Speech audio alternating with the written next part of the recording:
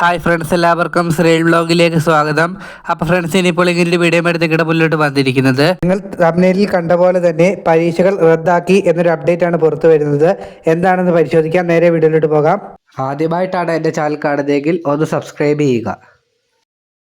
Gulf മേഖലയിലെ SSLC +2 പരീക്ഷകൾ റദ്ദാക്കി. 10ാം ക്ലാസ്സിൽ SSLC പഠിക്കുന്ന വിദ്യാർത്ഥികൾക്ക് ഓണപ്പരീക്ഷയുടെയും ക്രിസ്മസ് പരീക്ഷകളുടെയും മാർക്കുകൾ മാനദണ്ഡമനുസരിച്ചും ബോണസ് മാർക്ക് നൽകി ഫലം പ്രസിദ്ധീകരിക്കും. +2 വിദ്യാർത്ഥികൾക്ക് +1 അന്തിമ പരീക്ഷയുടെ ഫലം മാനദണ്ഡമാക്കിയായിരിക്കും +2 മാർക്ക് പ്രസിദ്ധീകരിക്കുക. അപ്പം ഇതാണ് അപ്ഡേറ്റുകൾ വന്നിരിക്കുന്നത്. അവിടെ യുദ്ധമായതിനാലാണ് SSLC +2 പരീക്ഷകൾ റദ്ദാക്കിയിരിക്കുന്നത്. നമ്മുടെ നാട്ടിൽ SSLCയുടെ ഫലം വരുന്നത് ഏകദേശം മെയ് 3ാം ആഴ്ചയോടെ ആയിരിക്കുമെന്നാണ് ഇപ്പോൾ ഏറ്റവും അവസാനമൊക്കെയായി പുറത്തു വന്ന അപ്ഡേറ്റുകളിൽ പറയുന്നത്.